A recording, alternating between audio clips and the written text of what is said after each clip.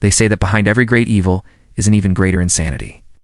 And this is especially true for the most notorious serial killers in history. From Ted Bundy to John Wayne Gacy, there's always something deeply disturbing about the criminals who take multiple lives.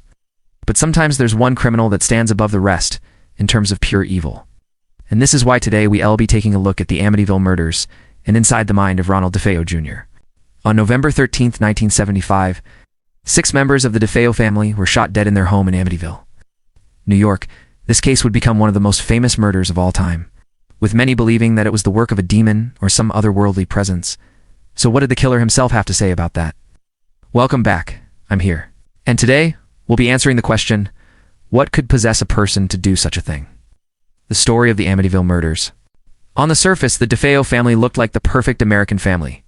Ronald and his wife Dawn had 5 children together, all of whom were under the age of 10. They lived in a large house at 112 Ocean Parkway in Amityville, New York, and by all accounts, they were a happy family. That is until Ronald Jr. came along. As the oldest son, Ronald Jr. was supposed to be the pride of the family, but he was born with a troubled temperament. Throughout his childhood, he exhibited violent and aggressive behavior. He frequently had temper tantrums and was incredibly impulsive. It got to the point where his own parents were afraid of him. In fact, when he was only 9 years old, he threatened to kill his entire family while they were eating dinner. According to his father, Ronald Sr., he announced, "When I grow up, I'm going to get a gun and I'm going to kill you all." Of course, at the time, everyone just assumed that it was the ramblings of an overactive imagination. However, when Ronald reached his teenage years, his behavior only got worse. At the age of 14, he began experimenting with alcohol and marijuana. He also became heavily involved in petty crime, stealing cars, vandalizing property, and robbing people at knife point. To make matters worse, Ronald was increasingly becoming paranoid. He believed that the CIA and the FBI were out to get him. He also started hearing voices in his head telling him to do unspeakable things. At the age of 18, his parents sent him to live with relatives in North Amityville in the hopes that a change of scenery would help him. But it didn't. If anything, it made him even more angry and resentful. In fact, on one occasion, he pulled a knife on his own grandfather and threatened to kill him. After that incident, his parents had no choice but to send him to a mental institution. But even there, Ronald was a handful. He would often escape from the institution and go on crime sprees that would last for days. During one spree, he stole a car and led police on a high-speed chase through the streets of Amityville. He eventually crashed the car and was apprehended by police, but not before assaulting one of the officers. As you can imagine, this left his parents desperate. They tried everything they could think of to help their son, but nothing worked. Finally, they had him lobotomized in the hopes that it would calm him down, but it had the opposite effect. The procedure diminished his mental capacity to that of a 2-year-old, and he required full-time care. This was a major blow to his parents, who had hoped that their son would make a full recovery.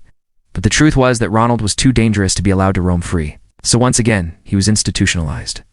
However, this time his parents were determined to keep him there permanently. They bribed the staff to keep him locked up and never let him out.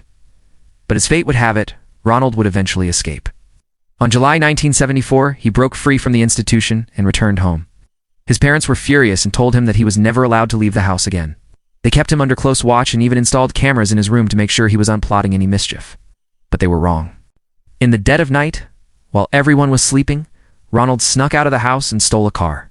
He drove around for hours, during which time he had a psychotic episode. He started talking to himself and laughing hysterically.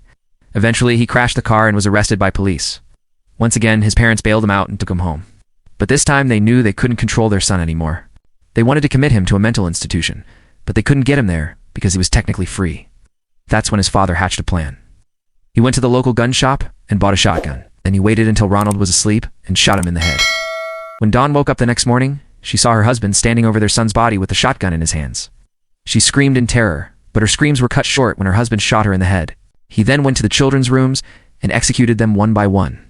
Finally, he returned to his own bedroom and shot his wife's sister, who was visiting from out of town. The next day, he called the police and confessed to the murders. When the police arrived at the scene, they were shocked by what they found. All 6 members of the DeFeo family had been shot in the head, execution style. The killer had even taken the time to neatly arrange their bodies on the floor. In the aftermath of the murders, the public was outraged. How could someone do such a thing to their own family? Many people believed that the killer must have been insane. But the truth was much more disturbing. When Ronald appeared in court, he pleaded not guilty by reason of insanity, but the prosecution had a strong case. They were able to prove that Ronald had planned the murders in advance and that he knew right from wrong. In the end, he was convicted of 6 counts of murder and sentenced to 6 consecutive prison terms of 25 years each. So what drove Ronald to commit such heinous crimes? Well, the answer may surprise you. It wasn't mental illness or brain damage, but rather something far more sinister. According to Ronald, he was possessed by an entity known as the Beast. This entity entered his body during one of his psychotic episodes and compelled him to commit the murders. While it may sound like a crazy defense, it's actually one that has been used successfully in the past.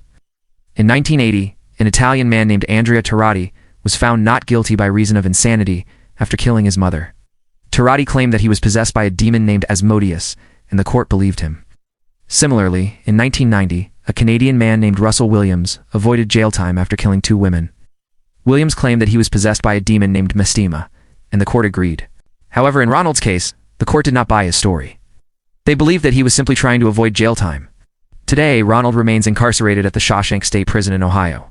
He is eligible for parole in 2024, but it is unlikely that he will be released. But what do you think? Was Ronald truly possessed by a demon, or was he simply a madman? Let me know in the comments below. If you want to learn more about this case, I've included some resources for further reading. Thanks for watching, everyone. If you enjoyed this video, please leave a like and subscribe for more content. I've been your host, and I'll see you next time.